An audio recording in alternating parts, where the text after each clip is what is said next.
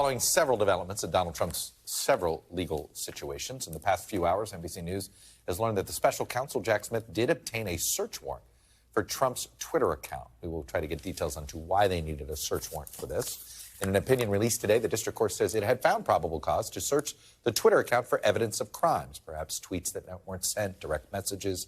That's the type of things they could get in there. NBC News has reached out to the company formerly known as Twitter, called X, but has not yet received a response. This news broke less than 24 hours after the New York Times reported that they had obtained the entire memo. It was previously a secret memo that was included in the Jack Smith indictment, which laid out Donald Trump's strategy to overturn the 2020 election results using fake electors. According to the Times, the attorney and Trump ally, one of the unindicted co-conspirators, Kenneth Chesebro, admitted that the plot involving fake electors in 6 states was a, quote, bold, controversial strategy that would likely get rejected by the Supreme Court. NBC News has not yet obtained the full memo. Meanwhile, the judge overseeing the election interference case has scheduled a hearing for Friday to discuss the special counsel's request for a protective order limiting what Trump can say publicly about evidence disclosed during discovery.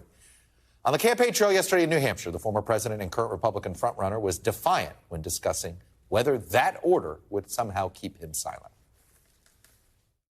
Crooked Joe now wants the thug prosecutor, this deranged guy, to file a court order taking away my First Amendment rights so that I can't speak. I will talk about it. I will. They're not taking away my First Amendment rights. So let's get into both parts of this, the details of the investigations, the politics around it, joined by NBC News Justice and Intelligence correspondent Ken Delanian, as well as NBC correspondent Garrett Haake, who is basically covering all things Trump for us politically. So, Ken, let me start with you. Donald Trump never did his own tweeting.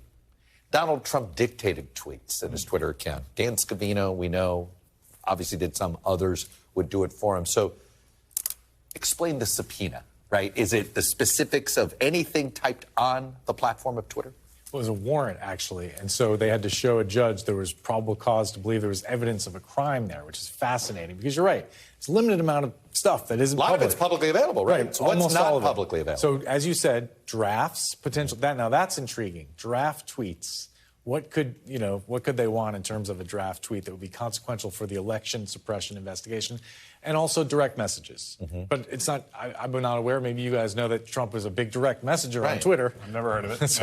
so it does raise a lot of intriguing questions, and we may never know. So really, the only thing we can think of is drafts that somehow may lead to more questions. Exactly.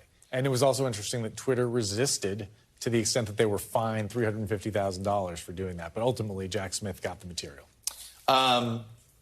Let's go to this order that's coming on Friday. What's realistic? We know, obviously, he's got to follow these rules, and he obviously won't.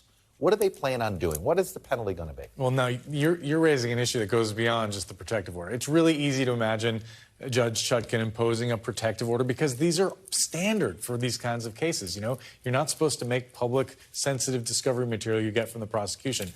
But this question of what are the penalties, it isn't just about this. It's about other things that he may say. What if he crosses the line into threats the way Roger Stone did in his case in 2019?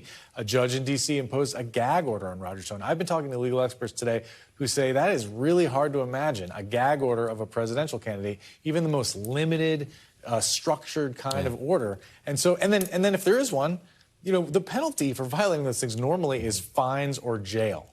So what are they going to do? Send the federal marshals to arrest Donald Trump? You know, talk to the Secret Service? How does it work? We're in uncharted territory. Which we always are with Donald Trump. And so, Garrett, I mean, Trump would like nothing more than to make this a debate about what he can say. Oh, absolutely. I mean, and the more they can be debating that and not upending the Constitution, I think the better they are politically. I mean, I almost feel like he's almost baiting them into having this. That's exactly my feeling about it. I mean, he is testing the fences here a little bit to see what he can get away with. But I think also a gag order would be almost like an in-kind contribution to his campaign from this judge. I mean, Donald Trump would like nothing more. I can see the fundraising email already. Oh, my God, yeah. To send your $7 now to help Donald Trump pay his fine for speaking out against this case. I mean, right, the emails write themselves. And if they can fight this thing all the way to the Supreme Court, the conservative leading Supreme Court that the Trump campaign, or at least allies of the Trump campaign, think is always kind of in their back pocket. Which is not true on these regular rule of law things. Probably they haven't not. been. Probably not. But if if you're sort of think big, unitary executive theory and all that kind of thing comes to save you in the end, they would love to have this fight. All right. Right now, what are they pre-gaming for? Is it all things Georgia right now? Is that what they're preparing for?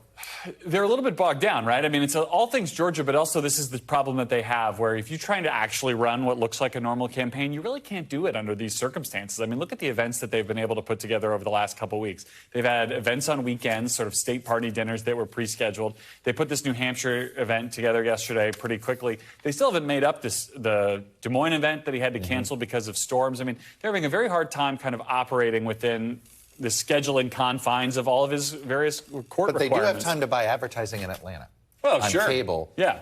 To look, this seems to have everything to do with the coming potential indictment. We have to fundamentally rethink how this campaign is being fought, right? This campaign is not going to be decided by policy speeches or at the Iowa State Fair, who does a better appearance on the soapbox. It's just we are in a totally different realm here, where these court appearances in particular have so dominated television coverage and the political conversation that kind of mastering that battlefield, if you will, is the whole ball game for the primary election. Let's talk about this Cheeseboro memo here a minute.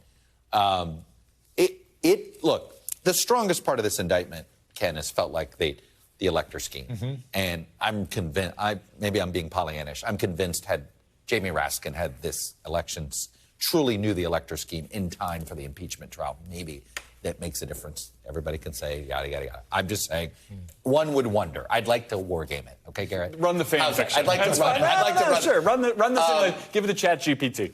How important is Cheeseboro to tying all this together? It's not clear. I mean, he's considered the architect of the scheme, and then John Eastman really ran with it. So this memo looks like it could be the blueprint, and it has some extraordinary paragraphs in it, where we have to convince Mike Pence that he is the ultimate arbiter of counting the electoral votes. They knew everything they were doing was perhaps, to be generous to them, pushing the limits of the Constitution. He said it right there. He said this is likely, it's a bold plan. Bold and controversial. Exactly. It's likely to be overturned by the Supreme Court. But he also covered himself by saying, we should only do this if there's a likelihood that we have lawsuits that will show fraud, which ultimately did not happen. Right. So that's his get-out-of-jail-free card in his mind? In terms of that memo. Do we think he's cooperating? Well, he's an unindicted co-conspirator. Unclear if he's cooperating. Right. They're all liable for charges. Have you seen this guy in the orbit since? No. Yeah. I haven't. I mean, this feels like kind of a freelance, anybody. And then, no theory Mike Pence liked to say, the itchy ears of Trump. That's right. I mean, no theory was too crazy to be entertained, at least for a short period of time, by a certain circle of people. I have you here, an alarming story out in Utah. FBI went to serve a search warrant to somebody. Is search warrant or subpoena? It was an arrest warrant. Arrest warrant to somebody that had been making some threats and clearly turned into a shootout. Shot and killed this man in Provo, Utah. And this was a guy that, I'm going to just pull up the note here, that had posted on social media, the time is right for a presidential assassination or two, first Joe, then Kamala. So, of course, that's going to merit a visit from the authorities, and we're not exactly sure what happened, but he was killed. And this comes at a time when threats against public officials have spiked, particularly in the last year, and particularly federal cases involving those threats. All right. Ken and Garrett, this is the political beat. Yep. Sorry, guys, everybody else. This, what we are doing now, is the 2024 political beat. Thank you.